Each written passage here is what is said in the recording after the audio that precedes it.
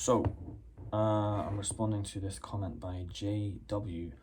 I've actually already responded privately, but to the rest of you that may have seen that comment that are thinking, wondering, Wagwan, I'm gonna make this video.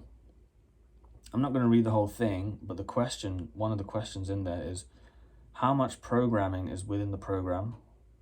I'm totally nervous with all this pre-reading.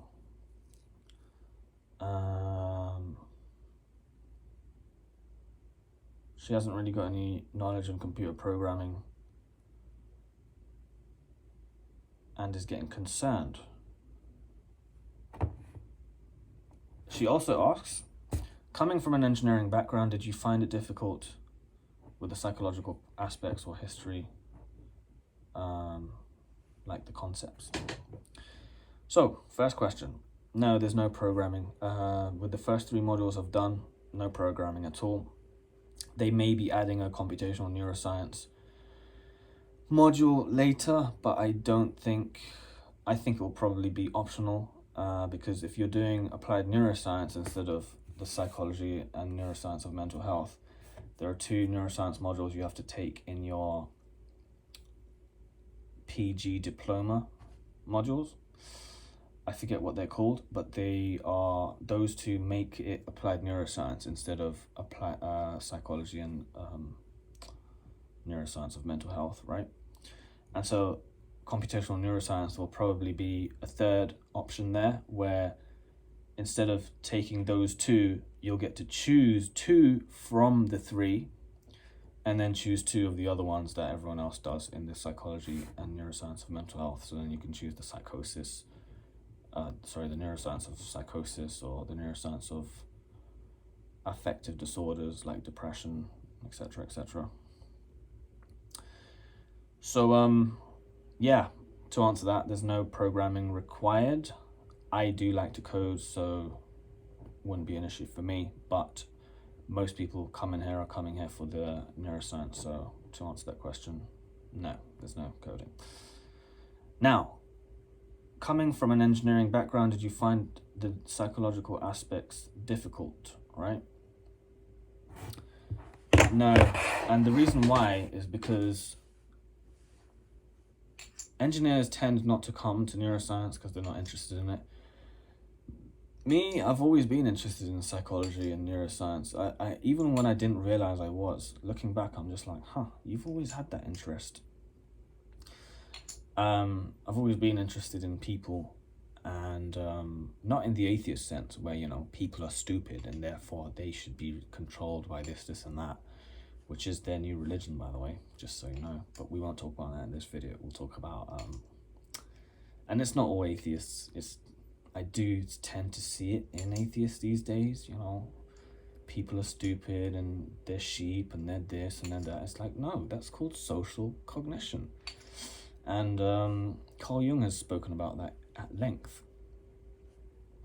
What's going on here is they're accidentally analyzing that actually maybe people are drawn to religion, and religion has lasted generations. Maybe there's a reason for that. Maybe those ideas have survived the test of time. But you take religion away and people act the same way. It's just that they find new ways of expressing the same emotions, political or doing what the news tells you or whatever, right? But as I said, I've always kind of had an interest in that kind of thing, and so I started reading about psychology, and I watched tons of lectures of Jordan Peterson. So this isn't just the political stuff, which I like, by the way. This is also his lectures on YouTube, which I strongly recommend. There's hundreds of hours of free information there. The way he delivers lectures is truly amazing. It's so well delivered. And so I would sift through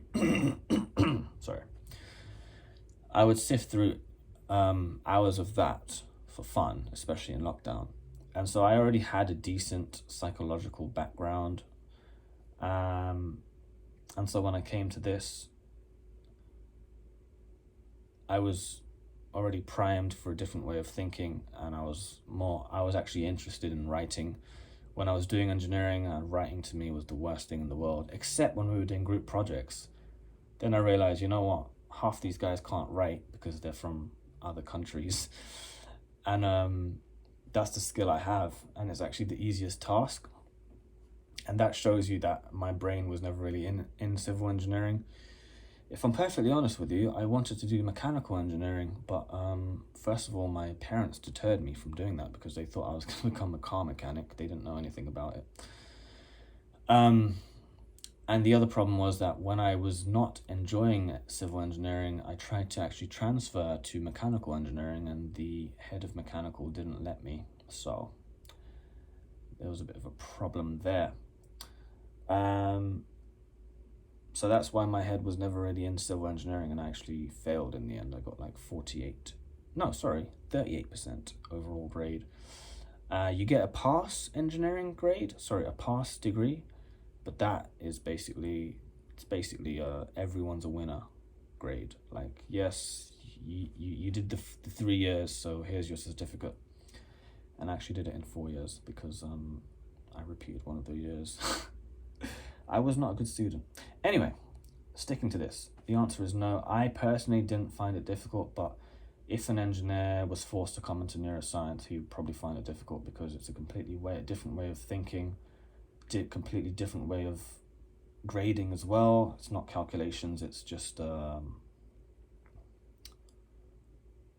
it's all writing and essays, and engineering didn't have any of those. I think I only had one essay for the entirety of the course, but the written bits I'm talking about, I spoke about were the written parts of a group project. So let's just say we're designing something that you'd need to come up with some kind of report explaining what the hell's going on. You wouldn't really need to reference or find any scientific papers. You're just more explaining what's going on in the project. So yeah, I hope that answers your questions. Done.